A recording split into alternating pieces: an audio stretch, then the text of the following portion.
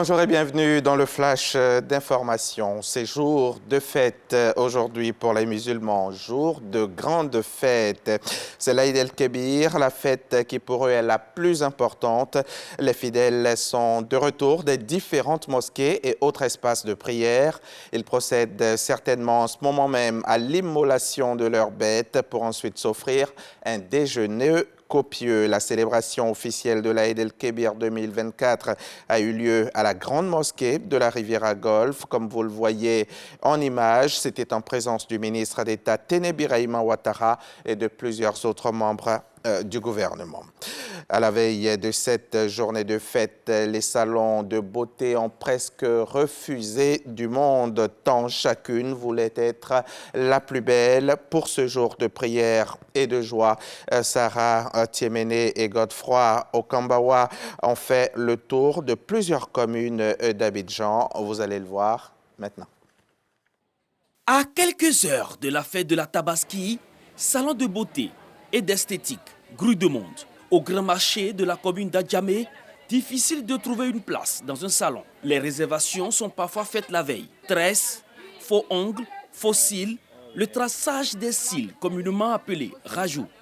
Des artifices pour se faire belle. Je suis venue pour me tresser, pour me rendre belle pour la fête, pour être la plus jolie. Donc tout ça, placer les ongles, les faux cils. C'est pour ça que je suis là en fait.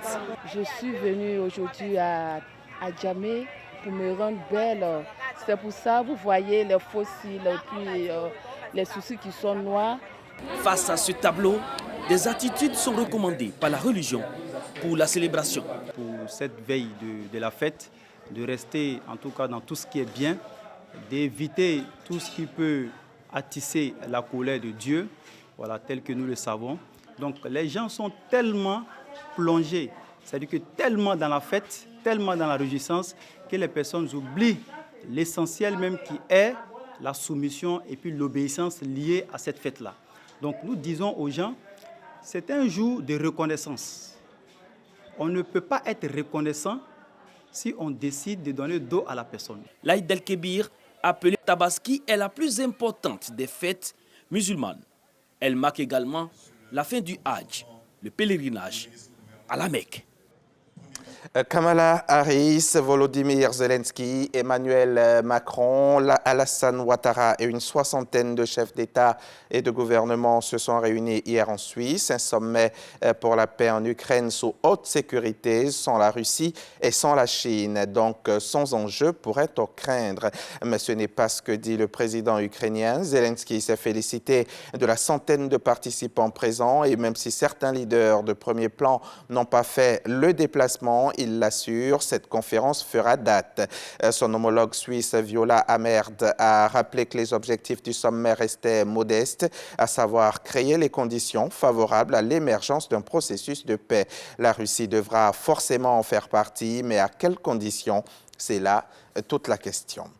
Nos mamans, nos boussoles, même plusieurs jours après la fête officielle des mères, on continue de les célébrer.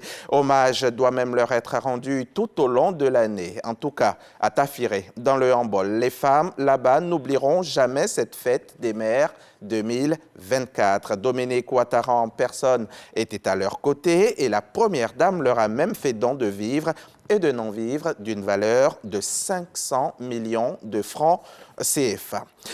Mais nous sommes le 16 juin 2024 et aujourd'hui, c'est un grand jour pour les papas du monde entier. Ils sont célébrés ce dimanche pour tout ce qu'ils offrent à nos vies, pour leur courage, leur force et pour ce qu'ils incarnent pour leur progéniture. Trècheville a honoré ses pères hier. Plus de 500 d'entre eux ont été célébrés par le conseil municipal. Le reportage de Papa Godefroy Okambawa est à suivre à 13h, donc tout à l'heure.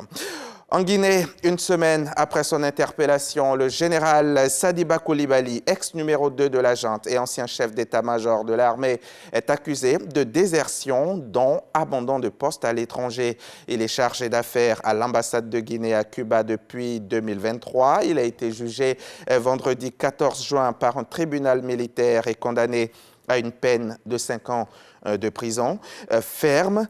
Sadiba Coulibaly a été interpellé avec 6 de ses gardes de corps le 4 juin dernier. Motif, un déplacement non autorisé par sa hiérarchie. Lui assure qu'il est rentré en Guinée pour réclamer le paiement des salaires du personnel de l'ambassade à Cuba. Sa défense dénonce une machination. Tout à l'heure, dans le 13h, pendant le Dimanche Magazine, nous allons évoquer la fête de Tabaski, son sens réel et son importance pour le fidèle musulman. Notre invité est imam, c'est Dr Arna Konaté. Il est par ailleurs directeur général de l'Université musulmane africaine. Tabaski donc, moment de spiritualité et de réjouissance. On en parle tout à l'heure. Soyez au rendez-vous.